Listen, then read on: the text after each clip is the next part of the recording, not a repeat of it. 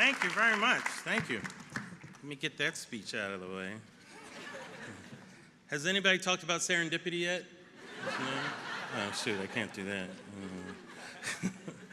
Well, thank you. I am so honored to be here. Distinguished faculty, Harvard students, parents, class 2023. I'd like to start off by saying, and I mean this with all respect, what up, 2023? What up? 2023. It's not gang symbols, it's 2023. Very good. Yeah.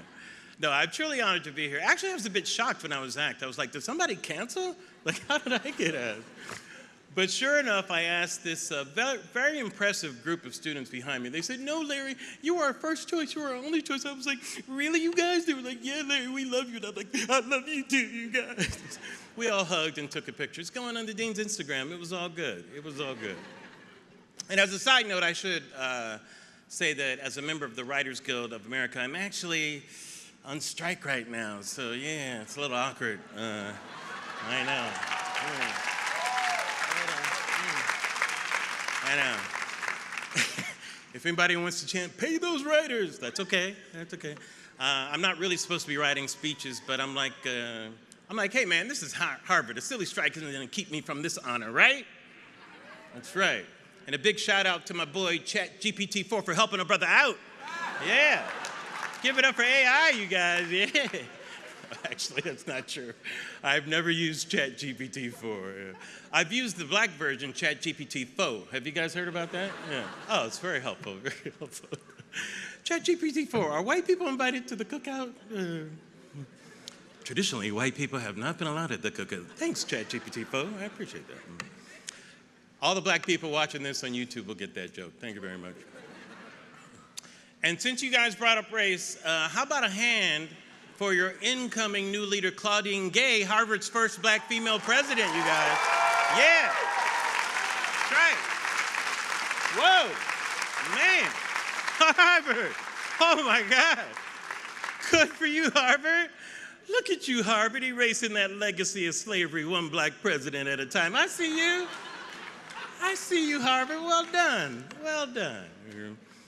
But in seriousness, so I've been doing a lot of careful thinking about what I should share with you, as well as a healthy amount of last-minute panic-stricken procrastination-induced, quickly cobbled together words of wisdom, which you guys are familiar as students working like that. I like the balance of those two dynamics, but if I can give you an overall view first, there's two things I'd like you to take away from this afternoon, okay? Number one, this is very important. Do everything I'm about to tell you. Don't think about it, just do it. Trust me, you'll be happy you did, all right? Okay. Number two, don't do anything anybody tells you to do, including me. At the end of the day, believe your own judgment, you'll be glad you did. There you have it. Good night, everybody. Thank you very much. Thanks for coming. That's supposed to be. No, seriously, I've had many people and many things that have helped me along the way in life, and I'll share some of my favorites. Because people always ask me those questions. Larry, what guided you? You know, what are the things that you have gone by? And some of it you may find helpful, some not.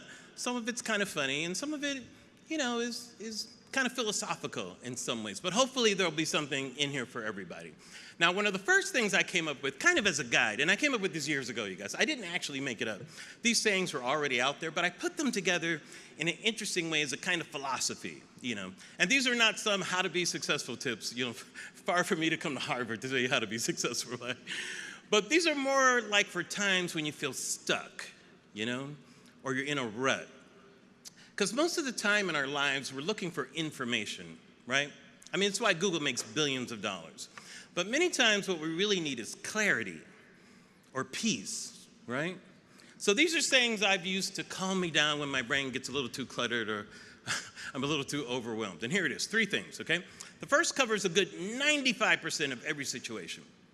It is what it is. 95%, you guys, I'm telling you, it is true. It sounds silly, but whatever situation leaves you vexed, it is what it is, 95%. Well, how come nobody? It is what it is. Well, I don't understand whether it is what it is. Well, why isn't it this way? It is what it is. But how can anybody vote for Trump? It is what it is. Now the second, thank you very much. The second covers about 4% after the 95%. And it's for those times when you feel a bit flummoxed, right? And you're unsure about your course of action, okay? I love this one. This is my favorite. Do what you got to do. Right? I know it sounds simple. I'm telling you guys, this fills so many gaps. But how do I do what you got to do? But what if I have to do what you got to do? But my job wants me to move. Do what you got to do. But I got kids. What if I have to do what you got to do?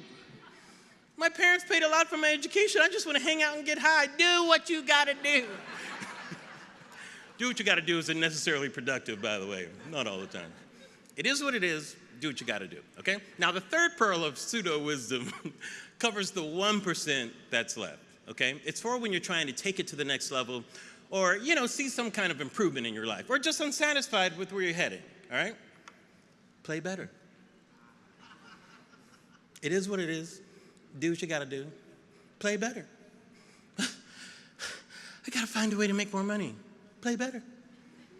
I can't seem to hold on to a relationship, but play better. Man, showbiz is so hard. How do I break in? Play better. Or be in better plays. Either of those work, actually. I love Play Better, you guys. Play Better forces you to put the attention on yourself and to put your destiny in your own hands. Because so many times we feel, especially as young people, that the forces that control everything are against us, right? That the system is rigged, that the man is always going to try to keep a brother down. Well, that one is true.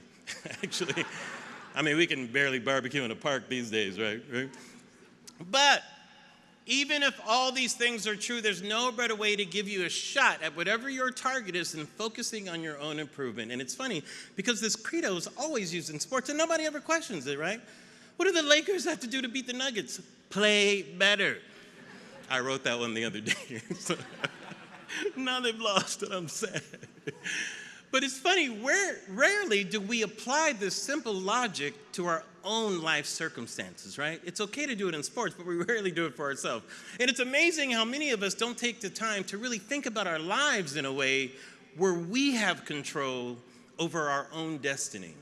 Many of us just fall into something that seems like the right thing at the time, and then years later say, how the hell did I get here?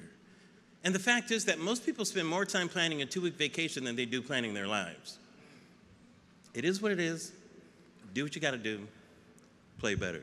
Now, I know this sounds simple, but there have been many really rough times in my own life when I've had doubts about so many things, thought about quitting, etc., things like that. Just sitting at home feeling sorry for myself. Why? Why is this happening to me? And then it is what it is would just pop into my head. I would laugh and I would just keep going. Now, one of the questions that many of you may face in the coming years is figuring out what you're going to do with your life, right? Do I try to make a lot of money or should I find something meaningful? Do I want to be my own boss or do I want to work for somebody? Do I want to do what feels safe or do I want to take a risk? Well, these aren't easy answers. There aren't easy answers to any of these because it's hard to get clarity about your life when you're young. It's just difficult. And I struggle with these myself. And then I was lucky enough to go through an experience while in college that helped to give me some direction in my life. I actually wrote a short essay about it a couple years ago for a special event. But if you'll indulge me, I'll share it with you here, okay? All right, it's called Why I Haven't Worked in 30 Years. That's it. I always have to act like I'm in an improv class. And here it is. I'm sorry, we can't afford it. I know what you mean. In fact, the Kenny Brews down the street were saying the same thing, but once they took a look at all the volume library had to offer in one book and weighed that against how important education is to them for their children, they told me they couldn't afford not to get it. I would love to show you a few of the things that changed their minds. Do you have a place where we can sit down? Sure, come in. An answer to an objection. This is the term for one of the many memorized responses I learned to sell books door to door along with dozens of other college students who made the same trip to Knoxville, Tennessee in the summer of '82. It was the summer before my final year in school, and it was also the summer when I decided to never work for a living. There are many things I wanted to do and be when I was a kid. They included astronaut, athlete, scientist, magician, clergyman, comedian, teacher, psychologist, actor. It was normal for me to spend my free time working on a math puzzle or a basketball move and a magic trick in like the same afternoon. But whenever I thought seriously about what I wanted to do for a living, my mind always divided my future into two possible roads, the practical and the dream. Now, as a product of a broken family, and as a result of having spent my formative years with 5 siblings and a single mom at the edges of poverty, it felt irresponsible of me not to think practically, right? And as much as I was tempted to try life in showbiz, my ears were always filled with get your education, get a good job, play by the rules. So the thought of following my dreams and becoming a comedian filled this Catholic school-raised kid with legacy guilt. But I remember one clarifying moment I had as a teen when my brother and I looked up at our ceiling one day and saw a hole looking back at us, realizing that our roof had literally caved in. We looked at each other and vowed that would never happen to us in our adult life. And the question I formed early on in my life was not where I was going to end up, but how. By the summer of '82, I was in my 3rd year in college, theater major, feeling directionless and not confident at all. I felt like I was possibly throwing away an important time in my life, chasing a foolish dream and not listening to the well-meaning people around me who continually reminded me to have something I can fall back on. My response to that had always been that I didn't view my life as a series of fallbacks, but as a series of leap forwards. And even though I always delivered that line with a confident smile and smirk, lurking underneath was terror and unease. And one day before the end of the school year, I was wandering aimlessly through the halls when I came upon an ad that promised thousands of dollars to students who were willing to spend their summer selling books door to door in another part of the country. I was desperate in need of money and an escape, and thought that I might be able to make enough to even buy a car. Like the Southwest Airlines ad that says, "Want to get away?" I did and signed up. I feel healthy, I feel happy, I feel terrific. That was the battle cry we were taught to say every morning before we went out to sell books. It was one of the many scripted ploys we were given as budding young salespeople about to be unleashed into the world. And students from all over the country were gathered together for a week in Knoxville to learn all the tricks and patter you need to convince Mr. and Mrs. Johnson's checkbook to buy some books from you, even though their faces kept telling you no. It was an exhilarating time.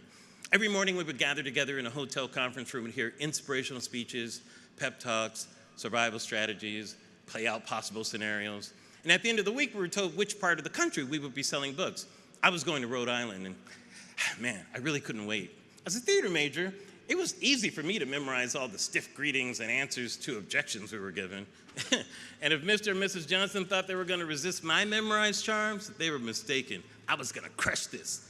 I felt healthy. I felt happy. I felt terrific. I felt horrible. I was terrible at selling books. Nothing I did seemed to work very well. Mr. and Mrs. Johnson did not care about my answers to their objections. They said no, and they meant it. Within a week, I was devastated. My goal was to try and sell 6 books a day, but 3, like at the absolute minimum. I'm not sure if I sold 2 books for the entire week. After a month, it wasn't much better. All of my hopes and dreams of making enough money to buy a car were slipping away faster than common sense at a Trump rally. I'll wait a little on that one. That's okay. No, it's okay. No matter how much healthy, happy I terrificked my mornings, by the afternoons I felt ready to give up. One day while riding my bike through an intersection in Fall River, I was sideswiped by a car and was sent flying to the sidewalk. I sat stunned for a few minutes, not quite believing what had happened. Amazingly, I wasn't hurt. I told the distraught driver I was okay and slowly climbed back on my bike, feeling dazed and disoriented. Within minutes, I was crying uncontrollably. What was I doing here? I hated selling books. I hated Mr. and Mrs. Johnson. I wanted to go home. And for some reason, I talked myself into staying. I think it was a combination of hearing the sympathetic, supportive, but somewhat disappointed tone in my mom's voice as I told her my plans in between my sobs, and the cold realization that I was about to quit and give up, something my ultra-competitive athletic side would never have dreamed of doing. I had never given up on anything in my life. So I sucked it up and literally climbed back onto my bike and kept going. And it's funny, but there's something about honestly admitting defeat that kind of frees you up. I still hated selling books, but I no longer let that stop me from knocking on doors.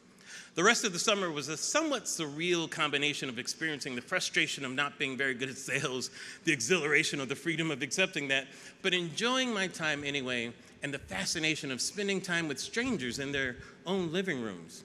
I met so many incredible people that summer in various degrees of struggle and success, and focusing on them really helped me take the attention off of myself and any pity that tried to creep into my bones, right? There was one family in particular who had such a profound effect on me that I still think about them from time to time. It was towards the end of the summer, and I was in a particularly poor section of Fall River, Mass. There are many first-generation Portuguese families in this area, many of whom did not speak much English, and I was struggling to get people to even listen to my entire pitch, right? So about to pack it in one day, I instead climbed up some stairs to one last door. I said my pitch, and to my surprise, the gentle-seeming man let me in and led me to his living room. Oh man, I was so excited. I hadn't been in the living room all day, and I tore into my pitch, right? And as I was talking, he was joined by his wife and their 3 small children. I really hammed it up for the kids, who literally grabbed the colorful children's books that were part of the collection right from my hands. Man, sensing victory and happy that I might end my day in a great sale, I went right into the close. And although the father's English was spare, as soon as I mentioned how much it would cost, I could see his face completely understood the price. And in a poignant, silent moment, I looked into his disappointed eyes and immediately knew that he really couldn't afford these books. So I dispensed with any rote answers to objections, not wanting to damage his pride, thanked him politely, and got up to leave. As I was walking to the door, I noticed there was not one book in the house. I was really struck by this sight. And the air of excitement that had filled the room moments before, it now took on a different meaning. I tried giving the dad my samples. We took orders and delivered the books at the end of the summer, but his pride wouldn't allow it, and so I left. I cried all the way home. I cried a lot that summer. I spent a lot of time in many homes that summer, and the overwhelming recurring theme I noticed was how many people seemed unhappy with their lives. Maybe it was their choice of job, choice of spouse, or just a general unease about the future, but it was unmistakable. I vowed to myself that I would choose happiness and fulfillment above all else in my life's direction. I knew it didn't matter how much money I made, how much status I had, or what kind of things I could accumulate.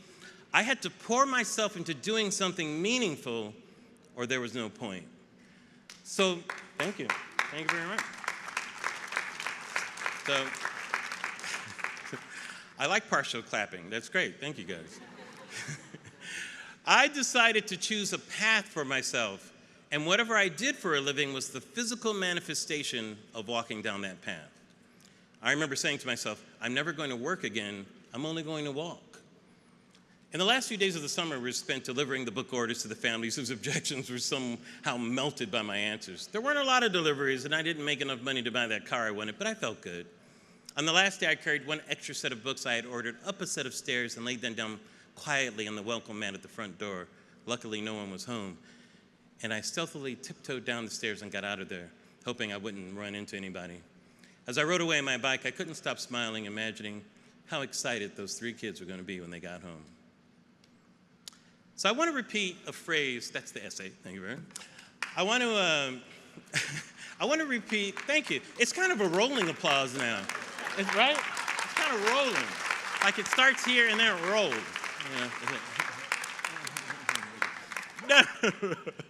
I want to repeat a phrase from that essay, you guys. I decided to choose a path for myself, and whatever I did for a living was the physical manifestation of walking down that path.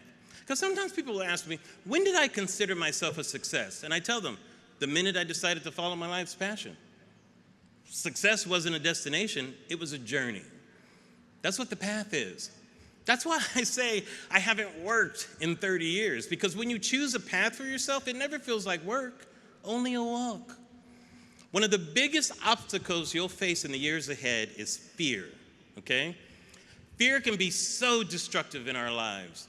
On a global scale, fear is at the root of war, it's at the root of hatred, of bigotry, of division, and some of the ugliest human movements. On a personal scale, fear is usually the culprit that prevents us from doing the things in life that we are meant to do but are afraid for whatever reason. And fear can come from anywhere. It can come from your parents who mean well. It can come from friends who think they're being supportive. It can come from the culture. It can definitely come from haters. Haters love throwing fear at you, right? But the most paralyzing type of fear always starts inside of us. Here's what fear does to your life, okay? I want you to remember this. Fear wants you to be a prisoner of your past and a terrorist of your future. Okay? I'll say it again. Fear wants you to be a prisoner of your past and a terrorist of your future. Class of 2023, I want you to be fearless in your lives. I want you to do the things you never imagined you could do. I want you to be the people you always knew you should be. I want you to create the world that we all wish it could be. And I want you to have all the happiness you were absolutely intended to have. Class of 2023, I want you to be fearless, okay? And while you're being fearless, I want you to try to remember this. Don't let your feelings bring you down, okay? You cannot rely on how you feel about something at any particular time to get you through life. Could you imagine if you had relied on your feelings to get your degree? You never would have shown up to class. Focus your life on what your action should be and where you need to show up, okay? No matter what happens, keep showing up, okay? They won't tell you this, but there were many times when your parents did not feel like parenting, okay?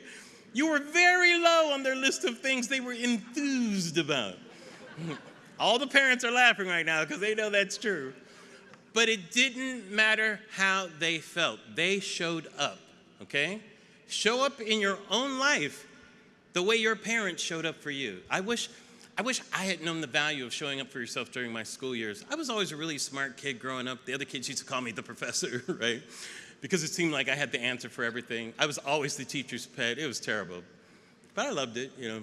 I can remember in the 3rd grade, I would finish my math test so quickly that the teacher would let me correct the other students' tests. I know, I hate me too, you guys. But I always prided myself on not only getting good grades, but being one of the best, you know? And it was never a competition with other students. It was always a competition with myself. I was one of the top students in my 8th grade class and got a scholarship to go to Catholic high school. But when I got to high school, things changed a bit. I always felt different, but that difference was magnified here. It was mostly a middle class to upper middle class student body, but everybody seemed rich to me, you know. My parents were divorced and my mom was raising 6 kids the best she could.